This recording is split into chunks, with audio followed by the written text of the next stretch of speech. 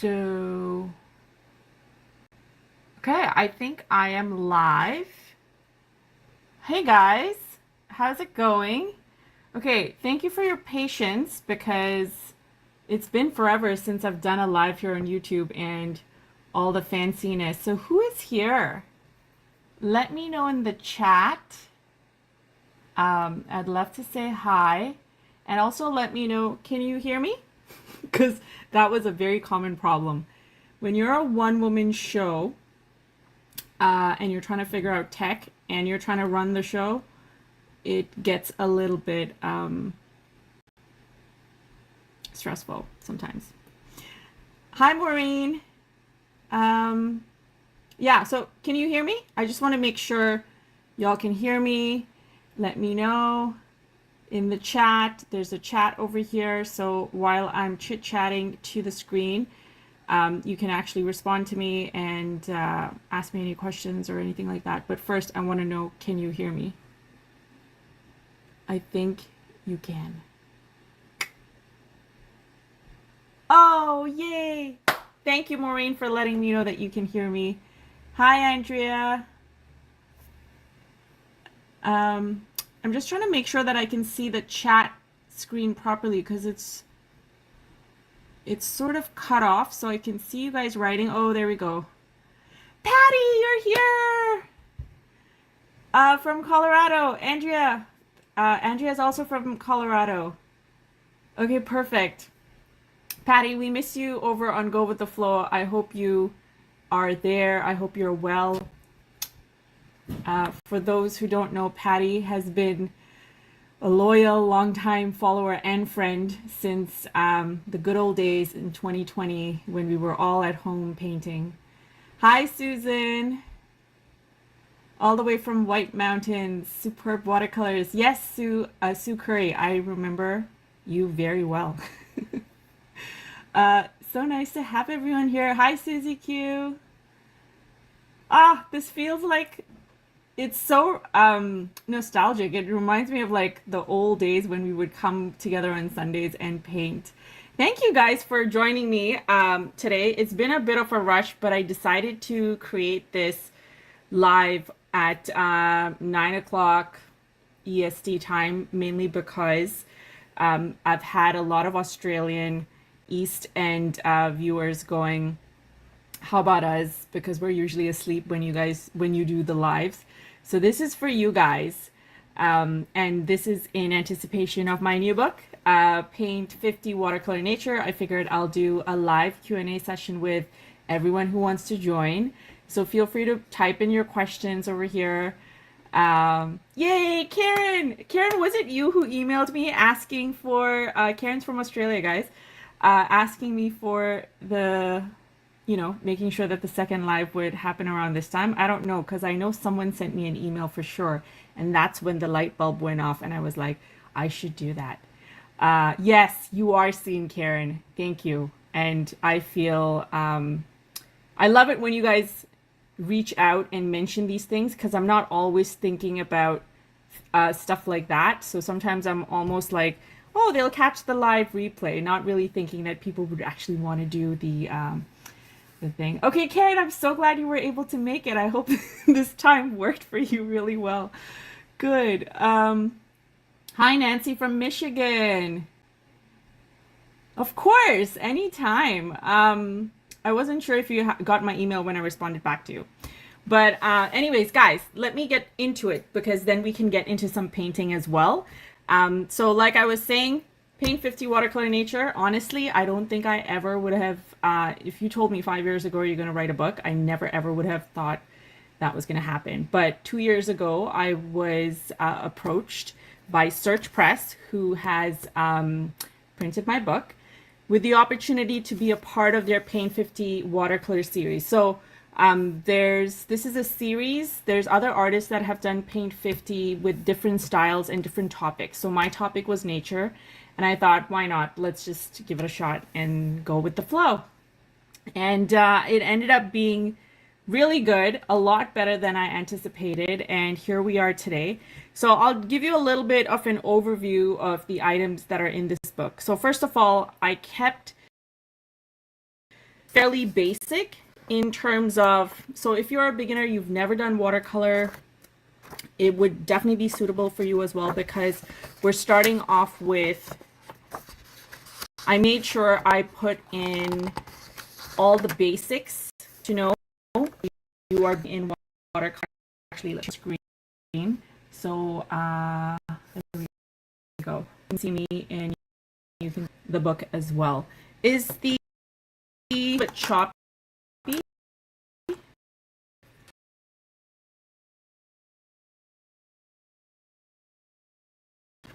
It froze. Oh, here we go. Okay.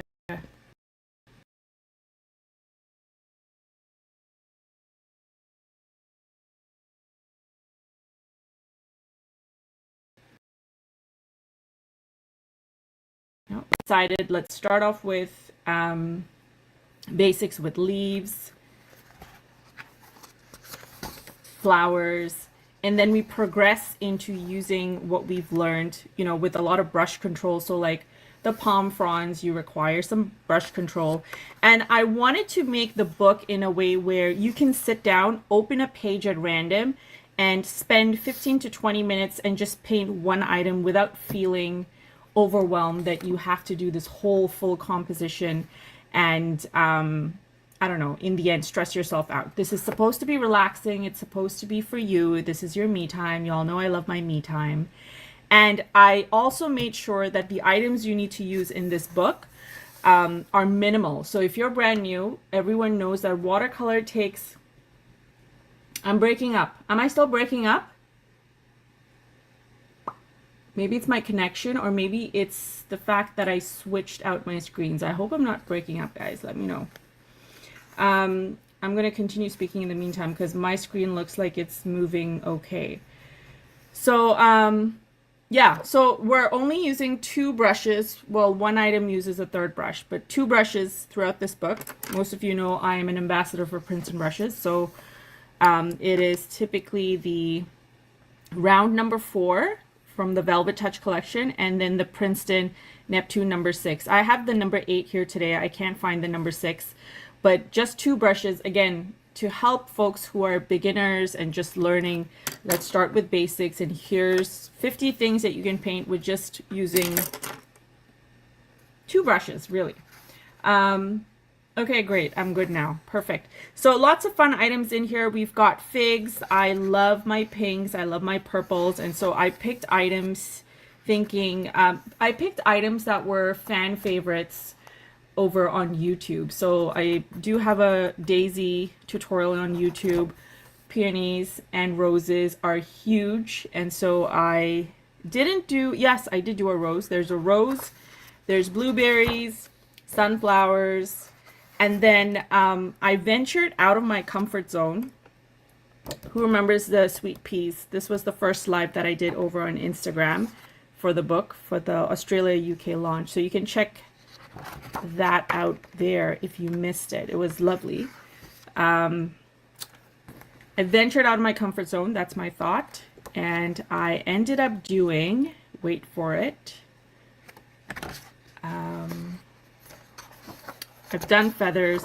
Jellyfish was really fun, and I think I might do the jellyfish tonight with you guys over here. Let me know if you have another suggestion. I'm all up for voting most popular. What would you like to paint? So if something catches your eye, just let me know. And if it's just one of you mentioning I'd like to paint this, then I might just say yes. So let me know. But we even have a ladybug in here, and my idea when I added these items was hoping that you guys can sit down, learn one item, but then revert back to another item and team it together. So that's why this section right here has some of the olive tree branches along with the ladybugs, like a cute little composition. The seashells were my absolute favorite. I thought they came out really well. Would you believe that we're using just 2 colors here, and the second color is actually just the shadow. So you could actually get away with using just 1 color. That's how, yeah, I think it's pretty amazing. Watercolor is such a fabulous medium, really. Okay, it's the hen for me. I wasn't quite sure how to describe the hen in the step by step over here, but it was such a cute little fun hen, and I hope you guys have fun painting this. Maybe it could be a part of a wreath, and you have flowers all around. I'm not quite sure, just thinking or talking out loud. So many things. And then the cardinal. I do have a cardinal video already, but I figured do one in the book as well. So fun items. Again, cute, fun, colorful items for you guys to check out. Anyone mentioned what you would like to paint? Because I'm about to get ready to do a little painting here, so let me know. Patty, I'm glad you think so. I know you're used to adding all the little hairy details and the feathery details on the hen, so this might be really outside your typical paint sessions. Okay, so if no one writes, I am going to pick something to paint with you guys over here today. And you can use that as a reference when you get the book, because sometimes I'm a very video person, guys. Like, I'm a visual person, not with the books, like a video digital person. So I prefer showing you how I'm holding the brush. I prefer seeing when you're dipping in the water, which kind of gets lost in translation when you're painting from a book. That's my opinion anyways. So I'm trying to put out as many little videos like this with items from the book so you can reference it when you do get the book and paint along with me. Okay, Andrea says the hen. Okay, I think maybe I will do the hen. Okay.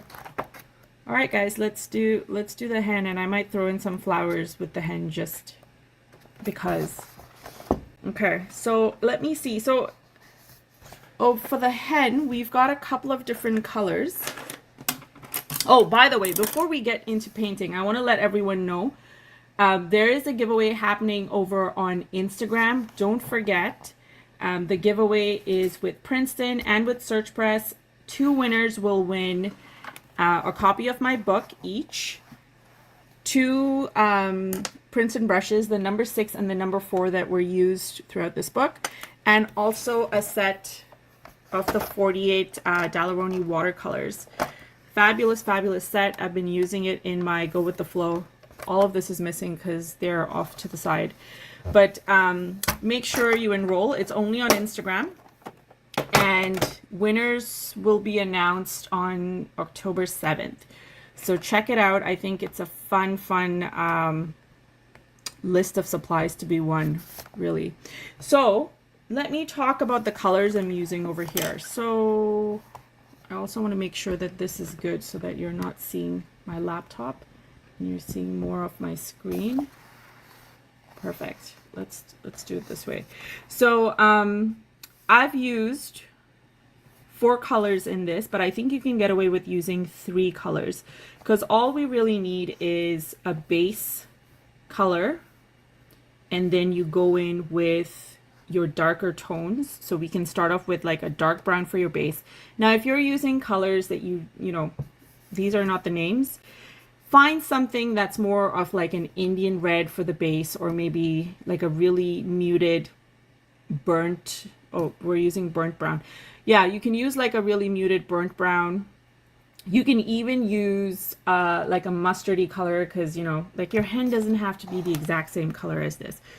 Encourage yourself to step out of that comfort zone from copying everything that has to look exactly this way, and find your colors that speak to you, and or whatever you have on hand, and let's go with that. So you need a light brown, you need a dark brown, and then you would need like a scarlet reddish kind of tone, and we can use the dark brown. So just to break it down for you, so the base will be the light brown, then we go in with the shadow bits using the darker brown, and then for the details on the face, you can use the base coat just with more color, less water, so it's darker.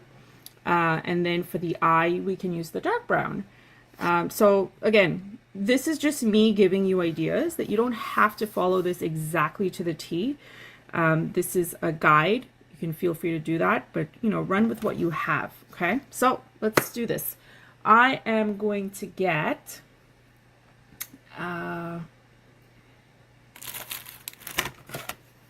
let me just read what y'all are saying.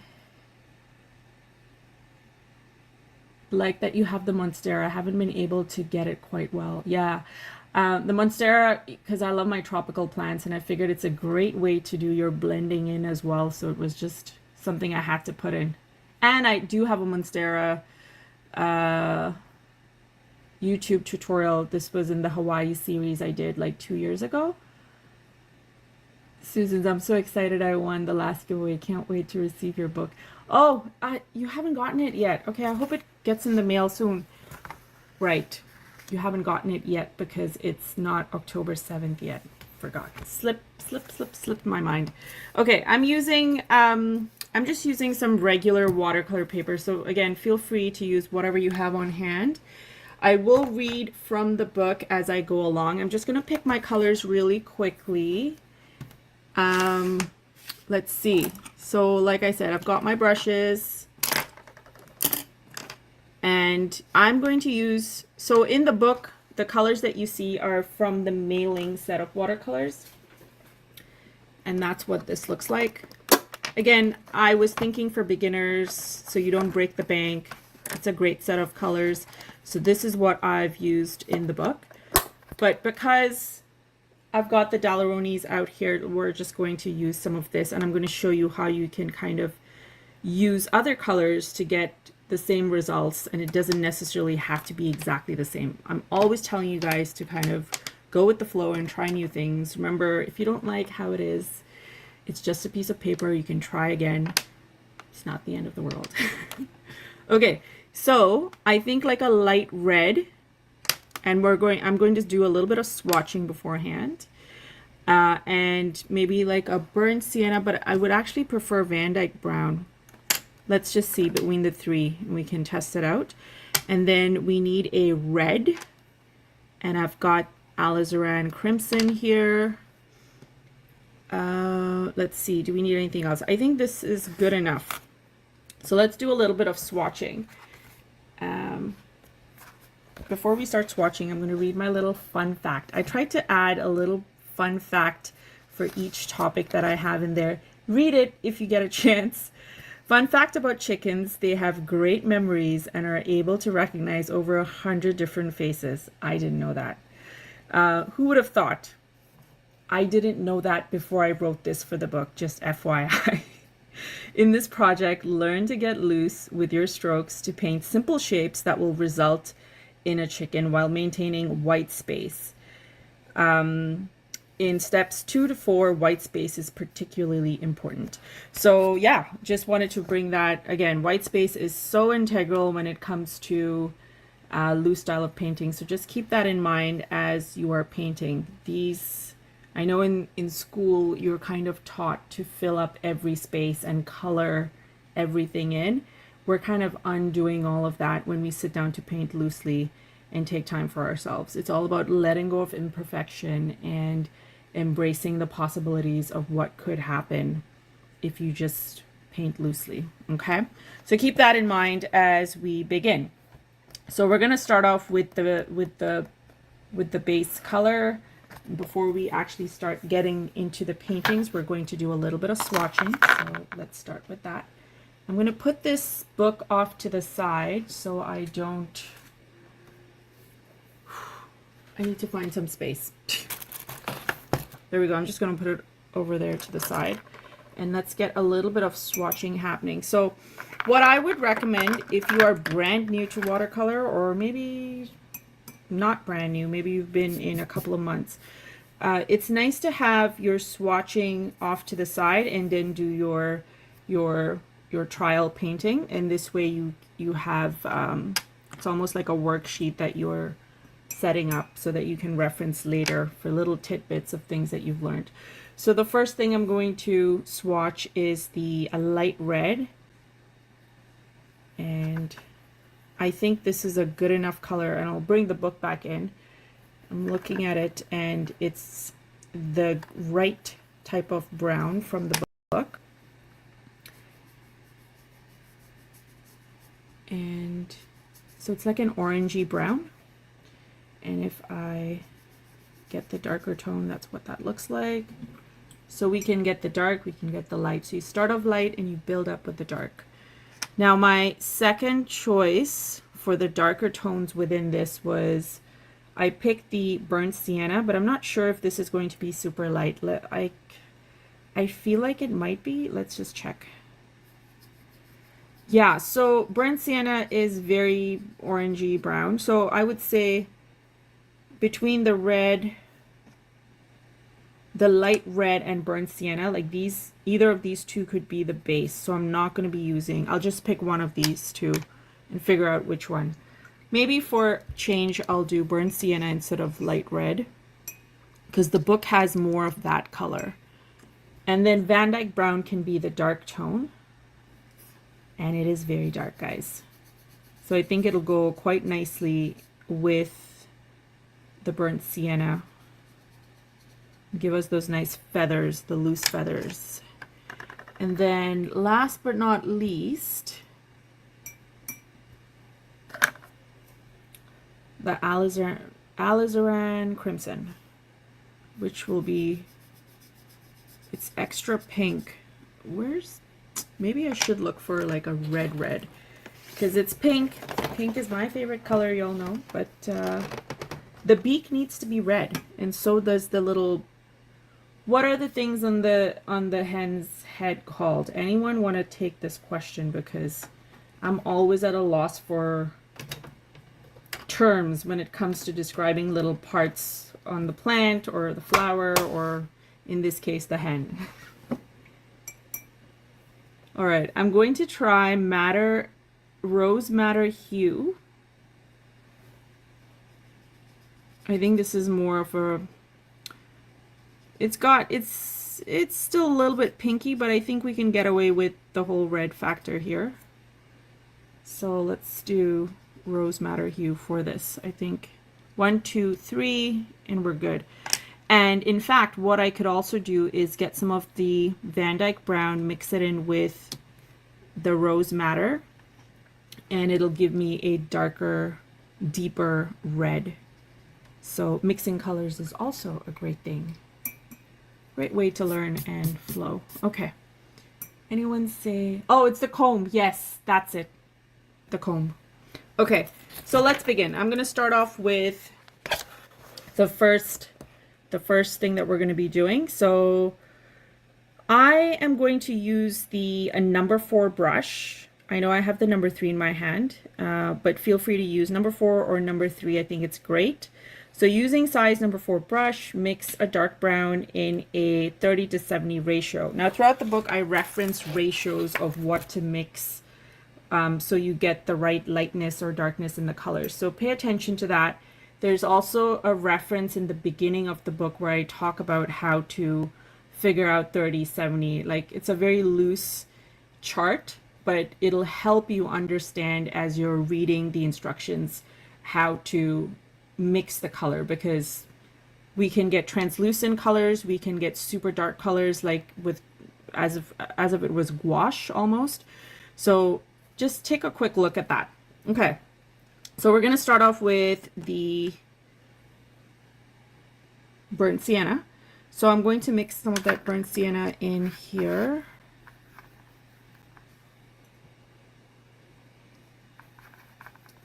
And I'm almost going to see if I can lower this more so you have a better visual. Okay. And so what we want to begin with is the top, the head, well, the neck area of the hen. And so I'm going to mimic what I have in the book. So we're just using the tip of the brush, and we're going to create these loose strokes and leaving lots of white space, or a little bit of white space in between. Notice the jaggedy top edge happening. And then even at the bottom. I like to do these for my flowers where the flower centers have stuff like this. So that's the closest I can think of on this. So that's the top. And then we're going to fan out to get other items happening in here, other parts. Okay, so feel free to like spend your time getting this in, very loose, fun. And then use loose strokes to paint the neck of the hen. That's what we just did. Using the same color, mix the paint for the wing of the hen. So, oh, sorry, I missed part 2. Using the same mix, paint the lower body of the hen in a loose shape similar to that of an oval cloud. Okay, we got this. All right, so taking the same mixture, we're now going to kind of extend. And I like to get lots of water in here so that it's nice and muted. And you can paint the shape of a cloud first. I definitely need more color.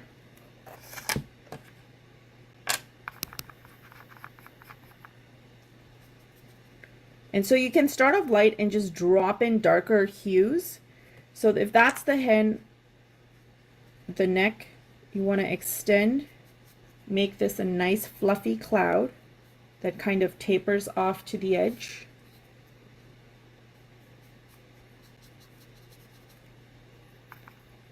And again, I'm going light, and then I'm just kind of adding several strokes in here to really get that nice mixture happening.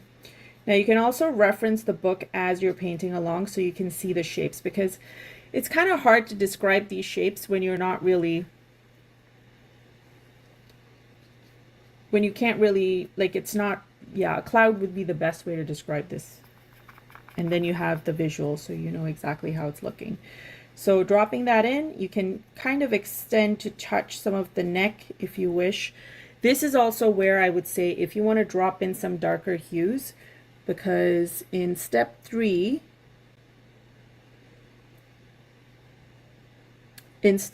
yeah, you're kind of going in with your darker hue and you drop it in to get some nice shading happening within your hen.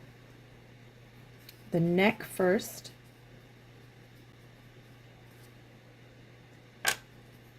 And then you're dropping it in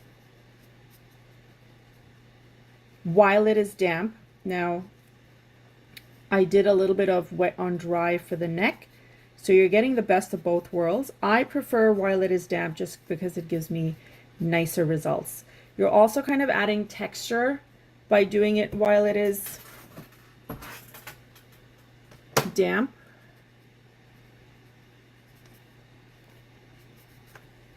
And then over here at this point, if you want to add a little bit of your Van Dyke brown or the darker brown that we spoke of. So I'm getting color directly from the color cake, and I'm going to add a little bit in and around these areas. So I want the curve to show. I'm going to get a little bit happening within the neck as well.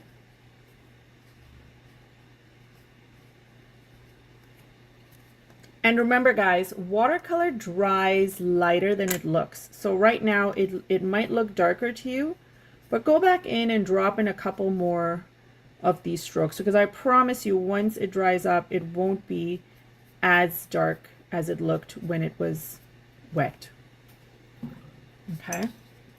Now we're going to create the wing area. And so I'm going to go back to the first set of color, which was burnt sienna. Now, if you're moving fast, because I'm talking a lot, if you move fast enough, you can do the neck, you can do the body, the wing, quick enough all in one setting, and then go in with the darker tones and the darker burnt sienna to kind of highlight those areas. But again, time is of the essence because you want to catch it when it is damp, well, if you like the wet on wet effect. So that's what we're doing. All right, so here's the wing. And again, I'm kind of looking at the book.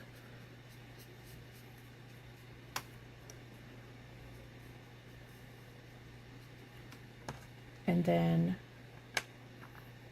we're going to do the tail part. This is like one of my favorite parts to do because watch, you can just kind of do a couple of strokes like this and you get that beautiful tail effect, which I love.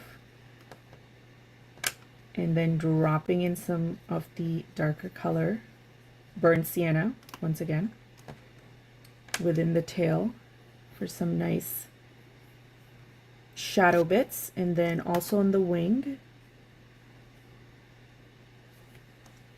And then finally, I'm just going to go in with the Van Dyke Brown, and I'll add a couple more of these details within the what we've just placed here. Now, when you go and take color directly from your color cake without mixing it into your palette, you're essentially getting a darker color. So that's why for these bits, I'm not going in and mixing it in the palette. I'm kind of just taking it and adding it directly on here. So it saves you time and you're getting results without having to spend extra time mixing in all of that. Okay. The next thing we're going to do, we've got the main bits done. We're going to mix a tiny amount of burnt brown and we're going to paint the feet. Now the feet are going to be super thin. So again, what I would do for this is get a little bit of the Van Dyke Brown and I'm going to mix it in with some of the burnt brown? Yes, burnt brown that we have. And then I'm muting the color, so it's a lot of water and less color happening. And this way, the results I get are going to be lighter in comparison to the hen itself, right? So what we're going to do is add one little line like this, another line like this, not too thick. Chicken legs, right? Chicken legs are a thing in gym culture. And then we're just going to extend. And again, I'm just using the tip of my brush and I'm lightly extending. And it's 3. Oh, this one I don't like as that much. It's okay. So we're extending. And that's it. Is it a straight? Yeah. Because I'm trying to like make sure you guys are able to see it. And I don't know if this hen is now a little bit crooked. Oh, here we go. This is how this hen looks. Like this is the base for the hen. Okay. So we're leaving the legs muted and not as detailed as the rest of it. Because again, loose style of painting, right? And now most of this has dried up. We can go ahead and add the head because we didn't do the little bit at the top. So what I would do is get some of my burnt brown and I'm going to extend this part and just kind of cover it up because we need to create the head and then allow that to dry. So once it's completely dry, we do a little dot and that's the eye. And then from there we do the beaks and such. So again, very muted mixture of the burnt brown and we are creating the head. So notice again, very loose strokes to kind of just create that round portion, and I'm leaving a lot of white space in there as well. The fact that the bird has a lot of feathers and things like that kind of is helpful when it comes to, you know, the amount of strokes and the amount of colors that you have in there. So it's kind of forgiving. So at this point, my paper is, it seems to be drying up fairly quickly. So what did I say for the beak? We're going to be taking burnt brown mixed with a little bit of the Van Dyke brown, just a tad bit to get a slightly darker hue.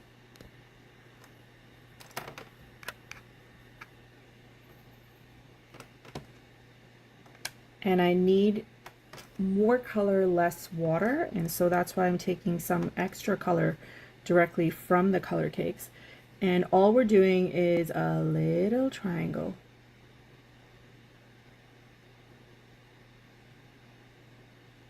Now, if you get a little color seeping into the face, that's okay, because I feel like we're using similar colors in the bird, so it's all good. If you get a little bit of smudging happening like that, as you can see that I have, you're just going to take a clean damp brush and kind of just push that color along, or just lift the color off entirely. Okay, so we've got the chickens coming along. Then let's get our red. So I'm using the alizarin red. No. I'm using rose madder, correct. And I want this to be a lot darker. So again, I'm getting most of the color directly from the color cake. And we're gonna go right to the top of the head, which has completely dried up right now. And we're doing, guys, do you know that the book actually has comb, wattles, beak, all which I've researched and completely forgotten and didn't even read the book as well as I'm doing this demo with you guys. Talk about being hasty. Okay, so it's in there, don't worry. I show you how to do the comb, how to do the wattles, and then the beak. I promise you it's in there. Let me show you. It's right there. Why did I not see this? So make sure you really look at the book, not just the images. This just goes to show how much I am reading at this point. You can laugh at me if you wish. I will allow it. Okay, so we're gonna do the comb first. And I want to start right around the beak area.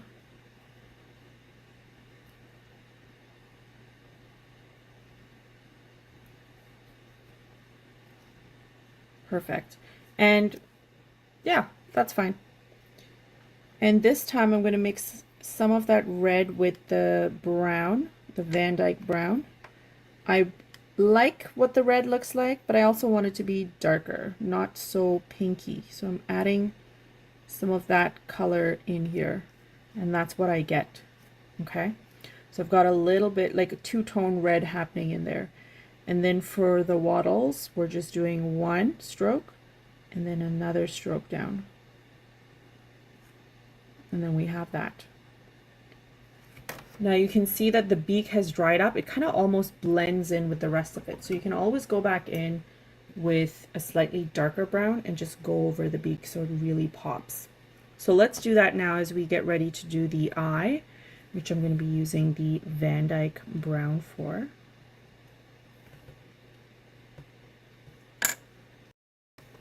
And we're going to go and do a little boop right there.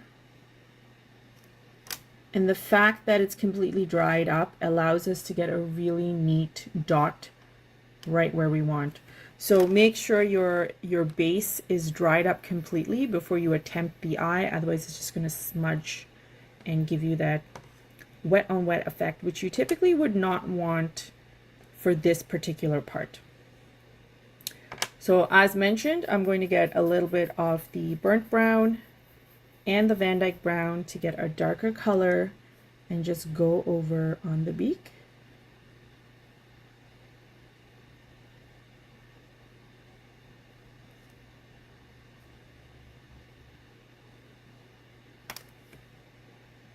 All right, yes. And there we have it. We have our hen. Now I want to give this hen a base because I feel like he's a little crooked. So I'm just going to do that. I'm going to put him on the ground. And then just really make it look like he's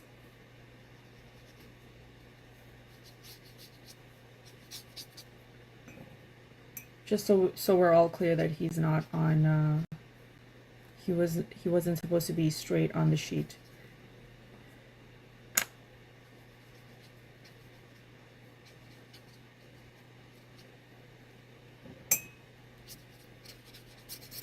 Yeah, there we go. That is the hen. So I'm going to lift this up a little bit so you can sort of see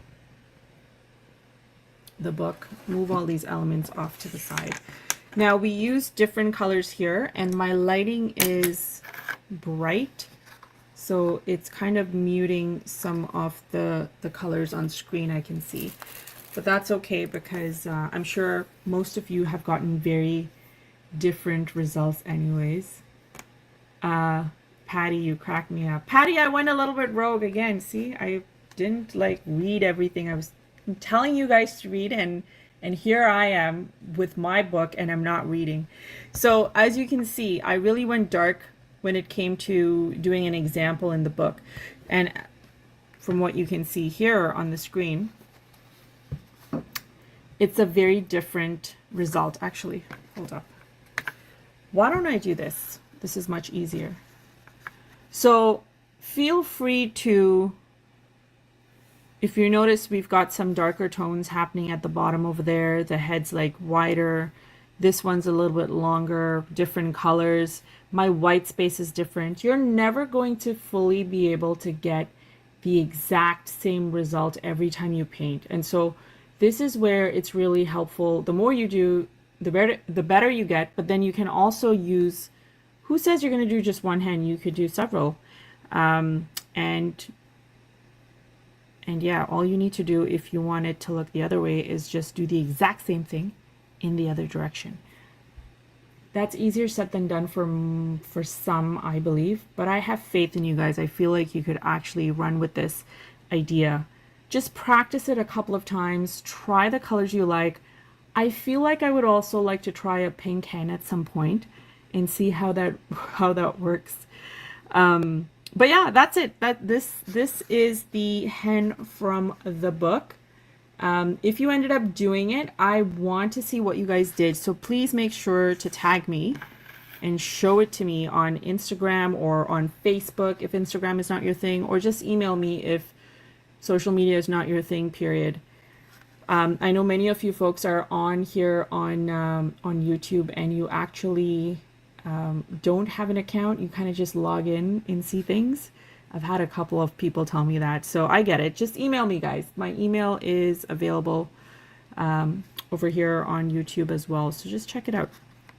Oh, it's listed in the description. Yeah. Okay, so let me just switch this back to my face so you can see me. Here I am. Okay, so I hope you guys enjoyed this. Let me know if there are any questions. I'm going to open the floor up for folks. I know I spoke a lot. I typically speak a lot. I have a lot of details to share all the time. But I hope you guys enjoyed this, and check out the book. It's coming out October 7th. I've listed links in the description below, so if you're interested, you can definitely get a copy for yourself. Did you guys check out the 3 tutorials that I did from the book? The ranunculus, the seashell, and the bee? Because if you didn't, you should go check it out. Those were cute. I picked like the fun ones so folks can really like get more out of the book. So you get the visuals, the video, and the descriptions here.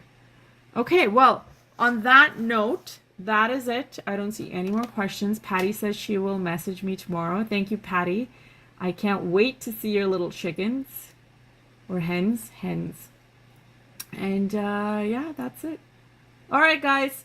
Thank you so much for watching. If you're tuning in between, this will be available as a replay. I'm going to be sharing the link over everywhere else for folks who missed this. And yeah, thanks for joining me.